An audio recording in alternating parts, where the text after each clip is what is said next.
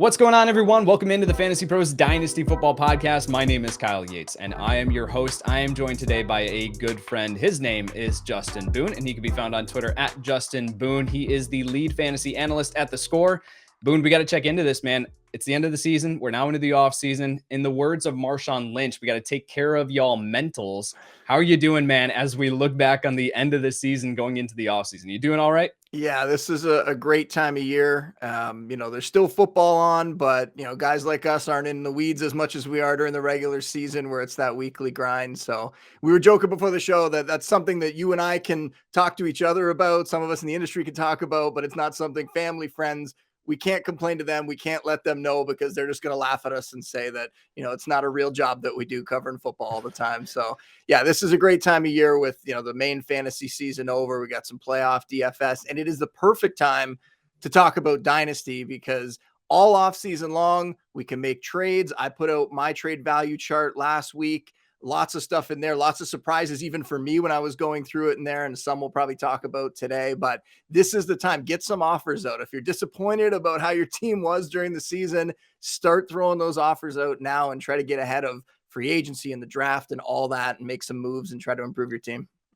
Well, you talk about it there. Like, I looked at one of my dynasty rosters that just completely fell flat. Like, I had Lamar Jackson, Allen Robinson, AJ Brown. I think Calvin Ridley was on that roster. Like, I was going Saquon Barkley. Like, I was going into that and I was like, man, you guys just want to hand me the championship right now. Like, I feel like this team is just going to clean up this year. And now I'm at the end of it. I'm like, okay, obviously this team fell flat, but I get to make changes like right away. I get to make some moves here, move some things around. That's something that you don't get when you play redraft. And you talked about like just going into watching the games with a fresh mindset. Like sitting down this past weekend to watch the playoffs was so nice, and not having to worry about when a player got injured or like anything like that and what it would do to my rankings and the like accuracy competition, everything. I was just able to sit back, relax. It is a great time of year. Before we get into the conversation and looking at some dynasty wide receivers here with Boone, I want to remind you all that we are doing a giveaway. This is a Najee Harris signed jersey giveaway, courtesy of our friends at Pristine Auction. All that you have to do to enter is go to youtube.com/fantasypros, subscribe. That's all you have to do. Go over to fantasypros.com/dynasty contest, fill out the short form there, and attach a screenshot of your subscription to be entered. Again, that is youtube.com/fantasypros. While you are there and you are hitting that subscribe button, make sure that you check out this podcast. This podcast can be found there along with other quick hitting videos, live streams. We've got it all over at youtube.com/fantasypros. Hit that subscribe button. Two birds, one stone, right? Helps us out. It is awesome to be able to help us out in this way, continue to grow our YouTube channel here, but then also you get entered into that Najee Harris signed jersey giveaway. So while you were over checking out this podcast and watching it, you can go to youtube.com/fantasypros, hit the subscribe button. Two birds, one stone. All right, let's get into the dynasty wide receiver rankings conversation here. And Justin, we have a lot that we have to get to, right? Talking about 20 players here and trying to fly through them. So let's get right to it. Give me the guys that you've got. We're going to take a look at the top 20 here, right? So give me the guys that you've got in the first tier. We'll go 20 to 16. Walk me through the names, and I've got some questions based on the noteworthy names that you provided. All right, I can't wait to hear what you have question-wise, but here we go. 20, Amari Cooper. 19, Michael Pittman. 18, Terry McLaurin, and I don't feel great about that one. We got to talk about that probably a little bit. Mike Evans at 17, and Devonta Smith at 16. All right. So with Amari Cooper, that's kind of just one of the guys that I feel like that ranking right there is pretty safe. Like he's just one of these guys that as a wide receiver 2 on your dynasty roster, you can feel pretty comfortable with. Not necessarily someone that we think is going to push his way into the top 12 anytime soon. But the next name on that list that I want to talk about is my guy. And I love seeing him here in the top 20 of your dynasty rankings. That is Michael Pittman Jr. I've been just a stout supporter of Michael Pittman Jr.'s since he came out of USC. So my question with Michael Pittman Jr. is, what's the ceiling for him in this Indianapolis offense? If they invest a little bit more here at the wide receiver position, maybe we see Paris Campbell stay healthy next year. T.Y. Hilton, moves on. They add someone else. Does he still have the ceiling in that instance to be a top 12 dynasty wide receiver? Or do you think this is kind of where he's going to remain because they are going to be so committed on the run game with a guy like Jonathan Taylor? I think he does have the upside to get all the way up into that wide receiver 1 range, because I look at him as a guy, he's got the size, he has the skill set. to have a double-digit touchdown season. Would it shock anybody if he comes out? We know how touchdowns can be fluky year to year. When you have a guy like that, where maybe Jonathan Taylor, we don't want to see it, knock on wood, maybe he gets hurt and misses time, or maybe teams just start stacking the box down on the goal line and they start to decide to throw a few more passes to Michael Pittman in that area. I would not be shocked to see him have a 13, 14 touchdown kind of season. You look at the quarterback situation. Are they going to stick with Carson Wentz? Maybe. I mean, Pittman showed he can get it done with Wentz, or maybe they find an upgrade. I don't think it's going to get worse than Carson Wentz at this point. So, yeah, I really like Pittman. And, people can overrate the age thing. He is still entering his prime here. I think he turns 25 this year.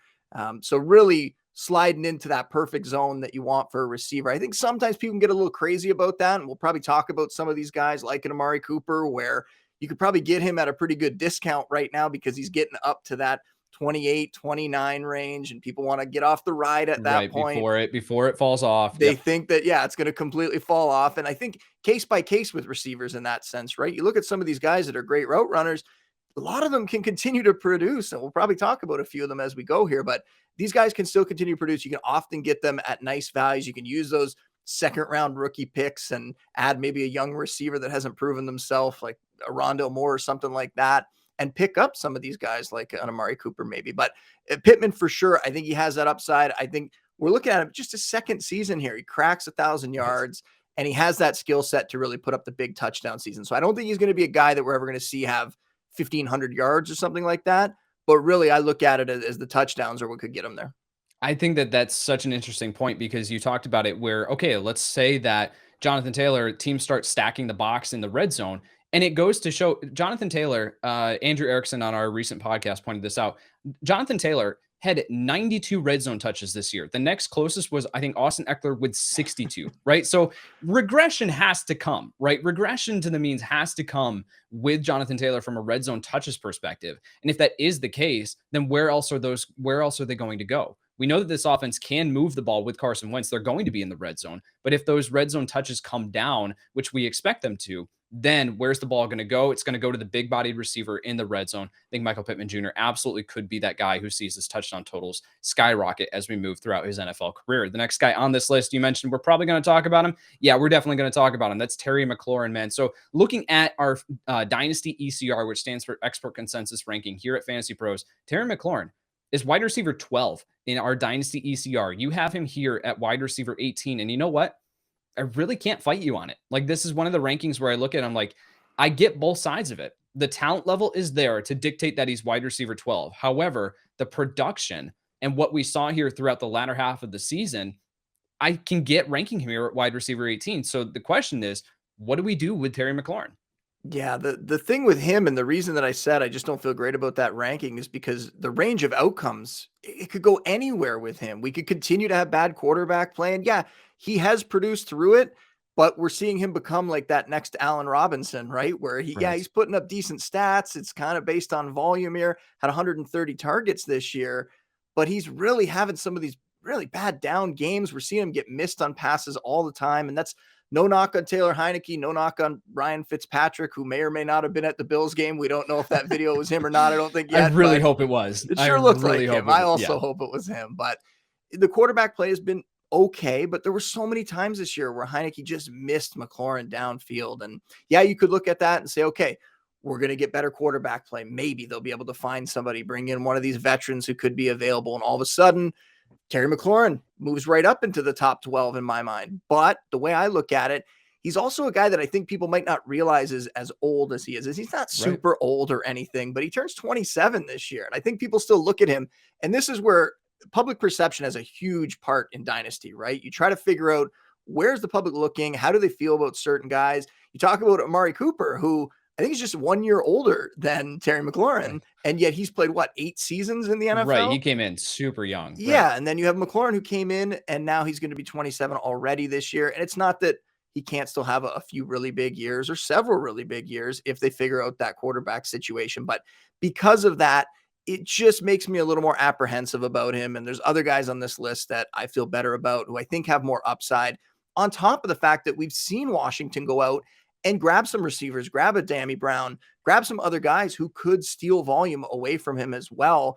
And when you look at McLaurin, does he really profile? I'm just not 100% convinced, I guess, that he can be that true number one, that he is going to be the unquestioned guy in an offense. I think there's a chance that somebody else could come in and really take away some targets in an offense that isn't necessarily going to be completely, pass happy all the time and put up, like Buffalo Bills Right. style, we're just going to throw nonstop kind of thing. So that's why I look at McLaurin. It's more just the range of outcomes that makes me worried about him. And when you're looking at dynasty assets, that factors in too. Just how comfortable do you feel about that guy? Are you worried about the floor? And because of that, I have to have him a little lower, and I would probably look to move off of him if I could and kind of capitalize on that name value. Well, it's interesting too. You talk about the moves that Washington has made at the wide receiver position, but also what they could do here. Like we've gone through a free agent, series here, and looking at the incoming free agent class here at the wide receiver position. And it's like guys like Chris Godwin, Allen Robinson. Do they end up in Washington? Does Washington look to make a complementary addition opposite of Terry McLaurin? And De'Ami Brown can be a guy who could continue to grow. They've got Curtis Samuel, but I think that Samuel, his health this past year, maybe he stays in a gadget type role, like someone that you really don't want to rely on as a full-time option. Do they make a splash at the wide receiver position? That's something to take into account as well. Mike Evans, the next guy on your list in this tier, probably not really something that we need to talk about a ton, just consistent, solid, getting a little bit older. So you have to take that into account. He's right neck and neck with his dynasty ECR with where you've got him. The one though, Devontae Smith at the next spot here is the guy that I want to talk about. And my question with Devontae Smith is his dynasty value completely wrapped up in Jalen Hurts? Because where we look at Jalen Hurts as a passer, we know that he's limited. He's not going to be someone that we suddenly crown next year as one of the best passers in the NFL. He's going to be fine from a fantasy perspective, but as someone who will provide consistent value to Devontae Smith, it's just not going to happen. So do you think that his dynasty value is completely wrapped up in who his quarterback is currently? I definitely do. I will quickly say, though, on Mike Evans, he's the kind of guy that I talked about a second ago with Amari Cooper. Mike Evans might be the poster child for the veteran that you can go get probably cheap, that people are looking Right. at the age and all of that, and yet still continues to put up good seasons. We think Tom Brady probably be back around. So anyway, I really like Mike Evans if you're a contender as a guy that you can go and get and still has a couple good seasons in him here. With Smith, totally agree with you that it is all about Jalen Hurts here. I think if Jalen Hurts sticks around, then you're looking at Devonta Smith is going to be capped as probably a wide receiver too. And yeah, he could still put up some good numbers. There's still some room for him to grow here. He had a nice season, not the kind of outstanding Jamar Chase, Justin Jefferson rookie Right. year, but he had a good season, had over 900 yards, I believe. But yeah, looking ahead, you really need a quarterback change or really an offensive philosophy change. Because when the year started, if you recall, if you look at what he did over the course of the season, early in the year was getting peppered with targets, actually had some pretty good games early in the season. And then the Eagles made that decision. They were going to go more run heavy. And after that, there was a big chunk of the year where Smith kind of disappeared for a little bit. Now, in the last month or so, he kind of came back around. Maybe there was an injury. Sometimes after the season, we find out there's some injuries in there we don't know about, but really had kind of a quieter part of the year when they started to lean on the run more, that Jordan Howard range, when they kind of just decided that Right. they could win games that way. So yeah, I'm totally with you there that I really like what we saw from him. I think he silenced a lot of critics who were worried that he wasn't going to be able to stay healthy. He stayed out there all season long, didn't miss a game, right? Even played in the playoff game as well. So that's not as big of a concern, I don't think, moving forward. You figure an NFL offseason, he'll be able to continue to kind of develop that body and fill out a little bit. But it is going to come down to the quarterback, and really the quarterback and the system are tied. The reason that they Mhm. want to play that run heavy style is because of Jalen Hurts. If Jalen Hurts isn't the quarterback, we saw when Gardner Minshew was out there, they're going to throw a little bit more, maybe take some more chances. I don't think Minshew's the answer, but they got a Right. lot of early draft picks here. They can make a move up the board and try to find somebody. This is the balance of dynasty rankings is the production and the current situation and weighing that against the talent and what could be down the road, right? So I get like I've got Devontae Smith down at wide receiver 22 in my dynasty rankings, still someone that I think you definitely can have on your roster and can be a pivotal piece, but yet at the same time you have to weigh it with what the current situation is. So having him here at 16 or ECR is wide receiver 21, I've got him at 22. Let's move into that next tier. So give me 15 through 11 if you wouldn't mind. All right. We got Chris Godwin, who we briefly talked about earlier. Deante Johnson, who's just constantly getting targets no matter who's at quarterback. DJ Moore at 13. Stephon Diggs at 12 from my Bills. I'm actually wearing a Bills hat. It's just turned around, but definitely still supporting the Bills. Love seeing them getting that big playoff win. And then at number 11, and I mentioned Terry McLaurin is the one I struggled with in the last group. In this group, it's number 11 for me. It's DK Metcalf, and there's a lot of questions about him, which I'm sure we'll get to. Yes, I've got some questions there for DK Metcalf. Let's go back to the top of that tier, and we talked about him briefly before, but Chris Godwin, and I want to play this little game here with you of where would Chris Godwin rank in the dynasty rankings in both situations here, right? If he stays in Tampa next year, okay, what's his dynasty ranking in that instance?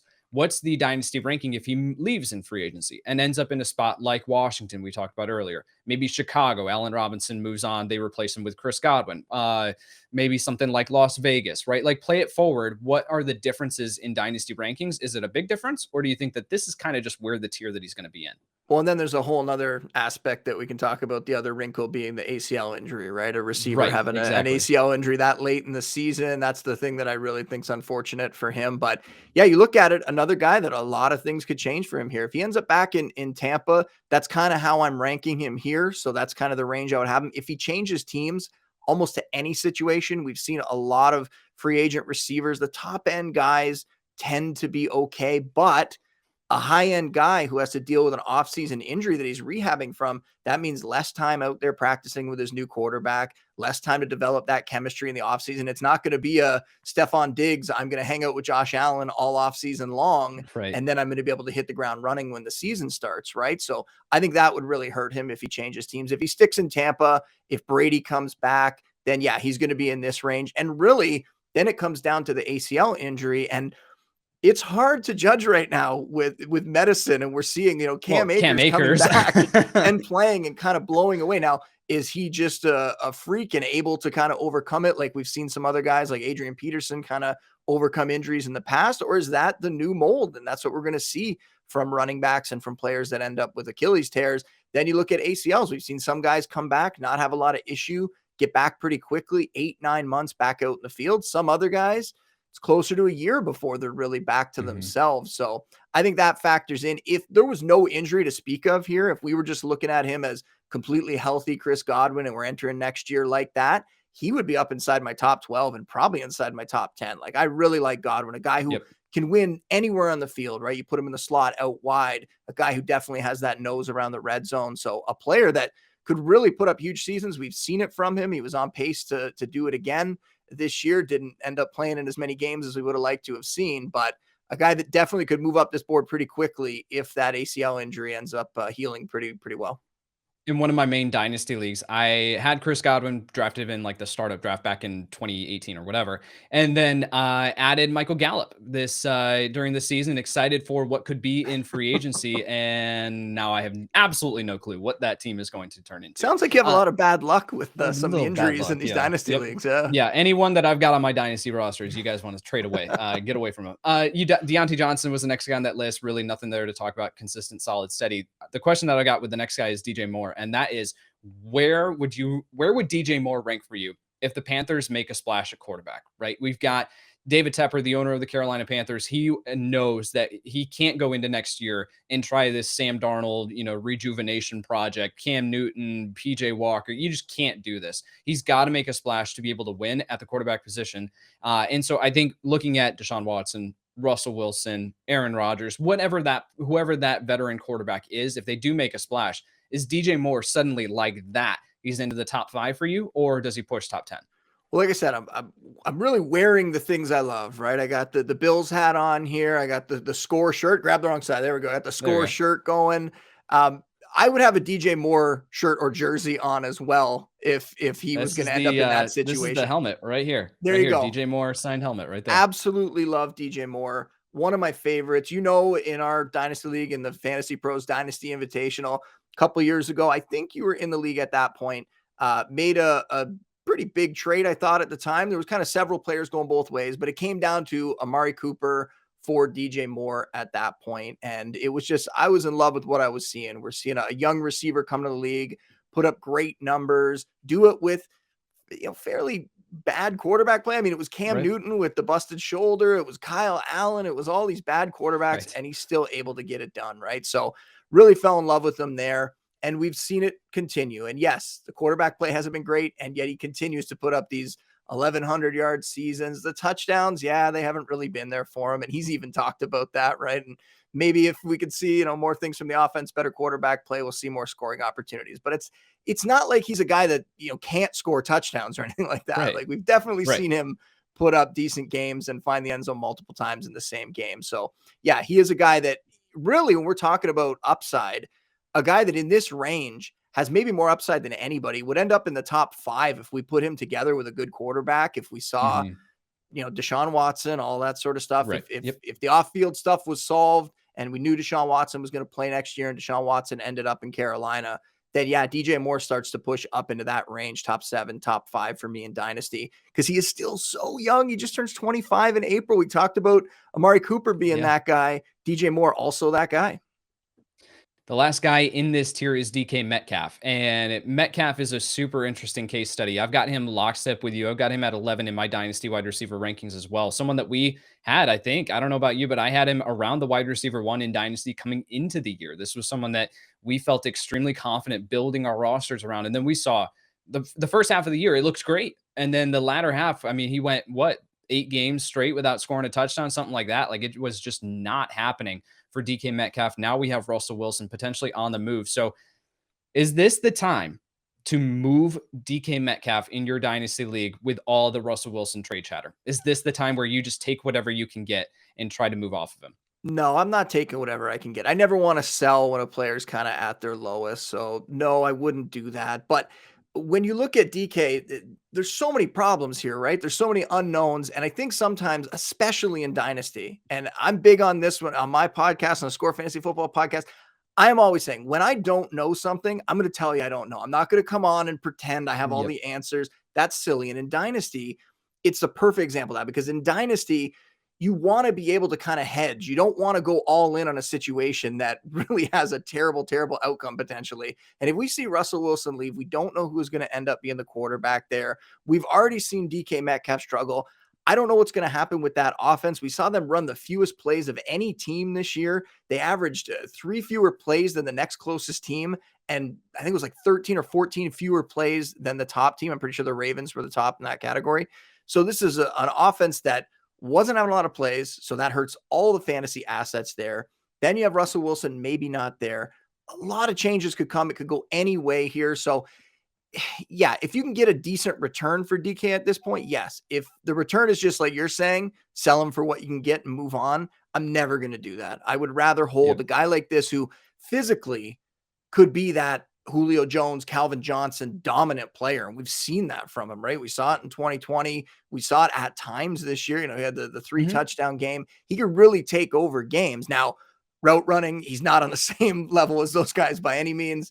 Definitely still some work to do there. But this is a guy that could take over games, could dominate in the right situation. Just, you might have to wait this one out and see where it goes and maybe try to find that perfect time in the offseason. If there's some reports that Russ is coming back, maybe that's when you try to make the move, as opposed to right now where, I don't know about you, but I feel like most people are kind of leaning like it's going to be Russell Wilson not in Seattle next season. Yeah, and again, it's weighing the expectations of what we had in mind with DK Metcalf coming into the year. Like I mentioned, unanimous top 5 dynasty wide receiver, and then now where he's at, the public perception, it's kind of a letdown, right? So I think if trading him right now is probably not the move. Let's move into that next tier here. Give me 10 through 6 if you don't mind. All right, another guy I love. Number 10, T. Higgins. Number 9, AJ Brown. Really, we're going to love all the guys at the top here, but number 8, Deebo Samuel. Number 7, Jalen Waddle. Number 6, Devontae Adams. All right. So yeah, we're now into the territory where it's like we are nitpicking here as far as, the players that we've got ranked where, right? So the one that I want to start on here is just T. Higgins. And I want to point out his dynasty ECR is wide receiver 15. We've got him up at 10. That's a big difference in this range where we've got some really, really talented players. So I'll just pose you this question. Why are you higher on T. Higgins? I mean, did you watch him play this year? Like, it was a, there it was we a go. funny End of analysis. There we go. I mean, we saw him have a great rookie season last year. I think really the biggest concern, if Jamar Chase did not show up in the offseason, if they had went with Penei Sewell or someone else, everyone would have been just all over T. Higgins. There was no really downside to him. The guy was phenomenal. We were excited about what we saw last year. Jamar Chase shows up, And all of a sudden, everybody's like, okay, well, T. Higgins must be done then. And I know there's some people, myself included, who I was still kind of big on T. Higgins. I know in my mind, Chase is still going to be the better receiver long term, but that's not 100%. I'm not totally confident on that. I think it could be pretty close. And we saw this year what happened. Now, T. Higgins comes out in the first couple games. I think he had 58 yards in week 1 and a touchdown, 60 yards in week 2 and a touchdown. Then he gets hurt and misses some time. I am so curious what would have happened if he didn't miss that time, because then he came back, was a little rusty for a few games, and defenses obviously were seeing what Chase was doing early in the year, and they adjusted. And then all of a sudden, you see Higgins just absolutely go off, right? He had games where he had 78 yards or more in 6 of his next 8 games after that, had totals at 97 yards, 114 yards, 138 yards, 114 yards again. And then that huge game, 194 yards and 2 scores. That was by far his best game of the season. So those are wide receiver 1 numbers in fantasy. And another thing that happened as the year went along, early in the year, Joe Burrow coming back from the knee injury, I think they played it safe with him a little bit. They were running the ball. They weren't throwing as much early in the season. And then as the year went along, they've opened it up. Obviously, it's worked out. They're still playing in January here. And we've seen Chase and Higgins have these really big games. And the odd time, Tyler Boyd, but he's definitely taken a back seat to those other two. So I think we've seen other receivers finish on teams, have teammates finish in the top 10 together. I think we're going to see this happen with Chase and Higgins here, maybe for a while. These guys are all so young. T. Higgins, it's his birthday today, actually. He turned 23 today. Happy birthday, T. Shares a birthday with my dad, so shout out, happy birthday, Gord Boone. Those guys are sharing a birthday today. But yeah, Higgins, to me, we saw what he did as a rookie. We were very excited about it. We saw what he did for most of the season this year, other than when he was hurt that one stretch. I think I love what I'm seeing from him, even though he has a teammate who is also outstanding. This is a team that's going to be able to throw the ball a lot. It's going to be a prolific offense, and Higgins is going to get his numbers as he showed in the second half of the year.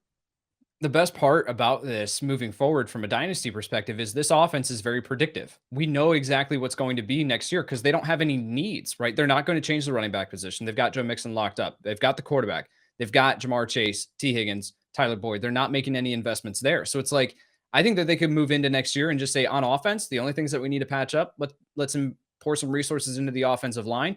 But from a fantasy perspective, all we get to do is just say, whatever happened last year, let's just project that forward. We don't have to wonder and worry about what's going to happen. And we know that T. Higgins can be dominant, can be an extremely talented player. Run through the rest of that tier for you. It's A.J. Brown, Deebo Samuel there. I'm really interested to see what happens with Deebo Samuel moving forward. Is what we had this past year predictive? Is that what we can, is it sustainable? Is it something that we can have moving forward?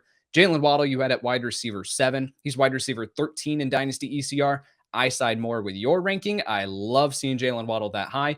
And then you got Davante Adams here to end out the tier. And I'm really interested to see what happens with Davante Adams and Aaron Rodgers in that whole saga. I think that story is yet to be written as far as what happens here in the postseason for Green Bay. Let's move into that next tier as we wrap up this show. Justin, go ahead and give me 5 through 1. All right, number 5, Tyreek Hill. Number 4, Cooper Kupp. Number 3, CeeDee Lamb. Number 2, Jamar Chase, who we just talked about. And number 1 for me is Justin Jefferson. And I will say before we get into this grouping, there is so much time spent on Twitter, on Dynasty Twitter, where everyone wants to argue who is the wide receiver 1 in Dynasty. And I get it. It can be fun to argue that stuff, but I don't see the point. I don't know why we waste our time.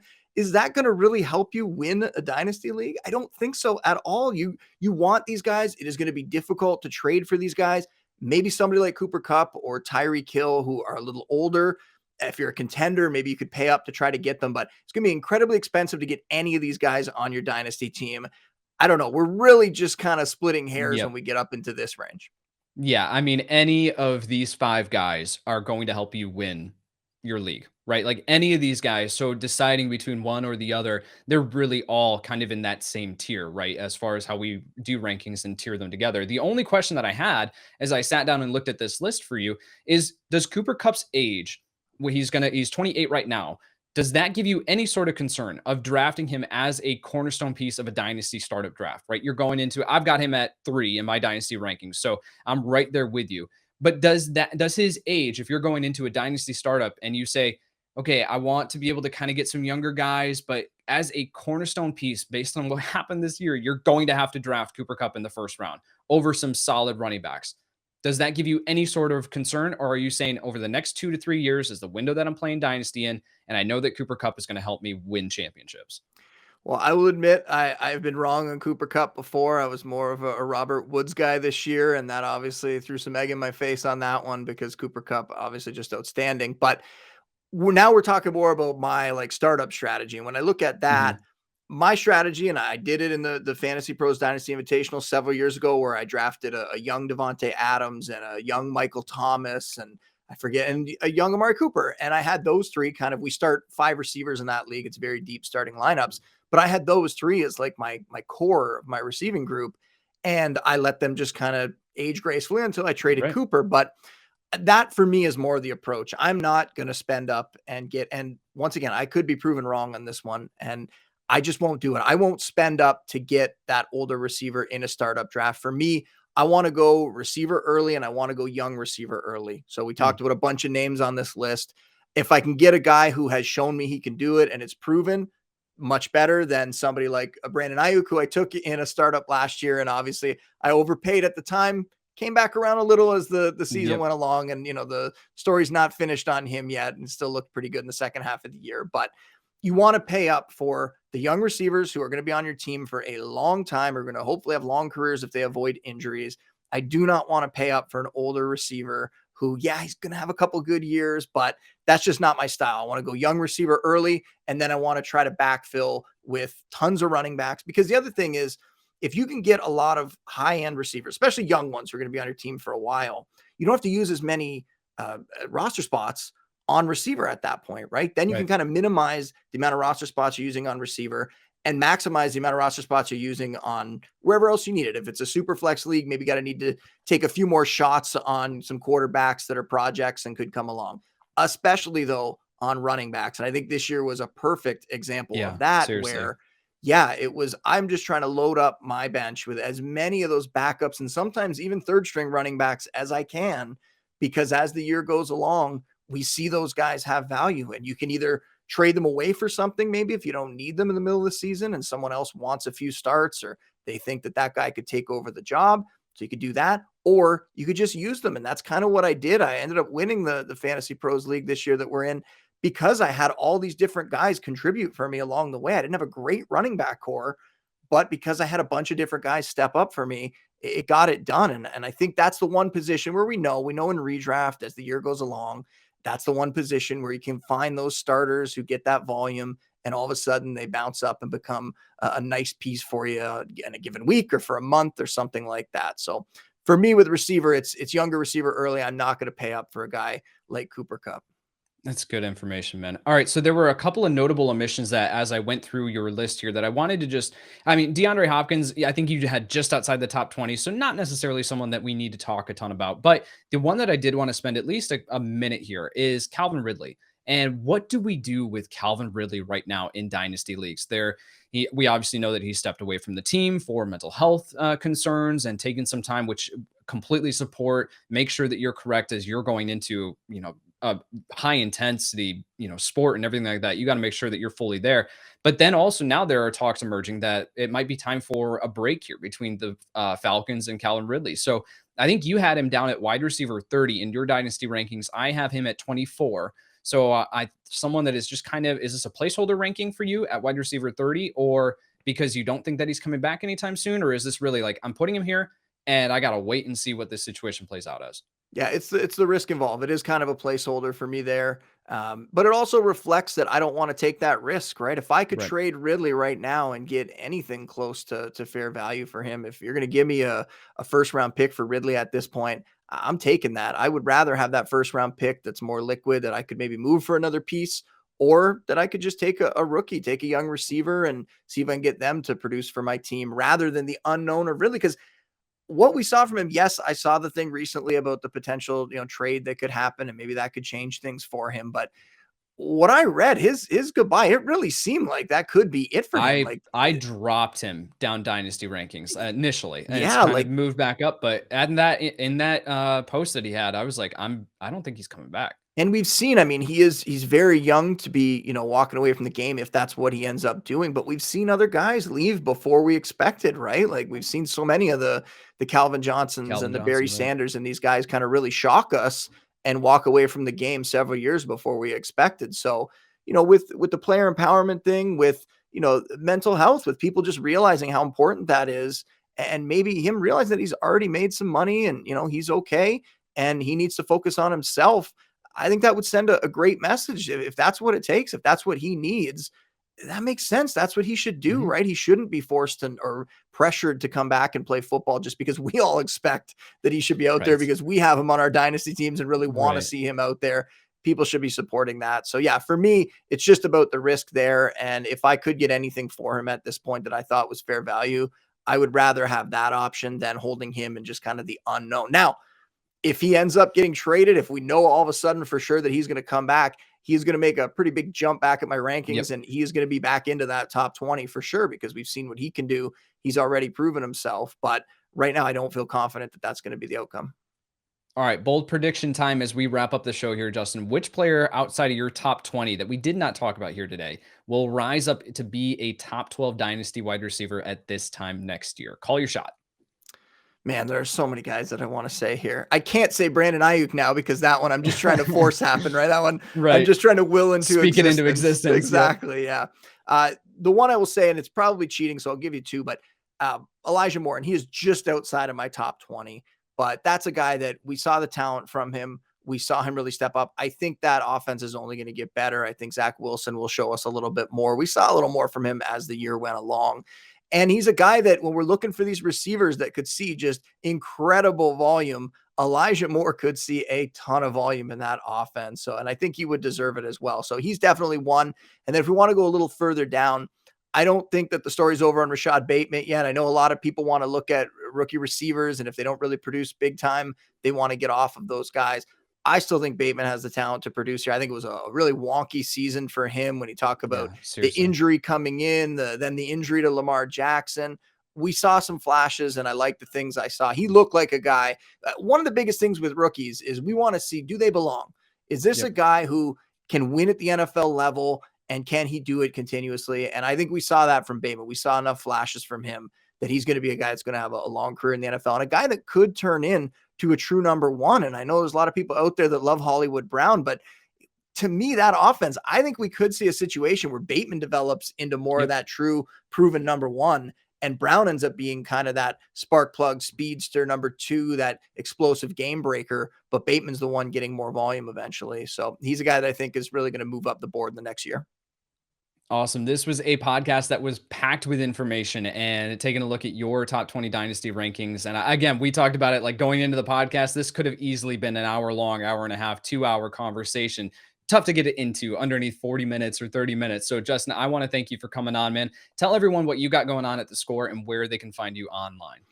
Yeah, I mean, you can find me on Twitter at Justin Boone. Lots of stuff coming out at the Score now. I took a week off at the end of the season there after the main fantasy season was over, but we're right back at it now. Last week, put out my early 2022 rankings. Like I said, I put out my dynasty trade value chart late last week. This week, we're going to have a look at some early breakouts. We're going to do one for every team, which can be pretty challenging. There's a few teams that might not have a true breakout candidate yet, but I'm going to at least explain all of that as we go through the article. And the Score Fantasy Football podcast took a couple weeks off after the season, but we're going to be back with that. I'll talk about some of those rankings decisions that I made in my early rankings in that one. And we'll continue to crank out content here throughout the playoffs. We'll start to look at top free agents. We'll start to look at this year's draft class. And we're going to have you on the Score Fantasy Football podcast again. It's been a minute since you've been on with us. It has been, man. Hey, I'll be smash and accept as soon as that request comes through. Well, Always fun to get the chance that's what to. I did when you threw out the invite, and I'm glad we're able to do this, man. Because yeah, we hadn't talked like this at least in a Yes. while. A lot of Twitter messages, but I hadn't got a chance to talk like this in a while. Which is probably why before the show we were talking for so long before we Right. We started were like, we should recording. probably start record. We should record this. We need to get going. I got things to do, man. No, a ton of fun, man. As always, reminder for everyone that we have the Najee Harris signed jersey giveaway going on.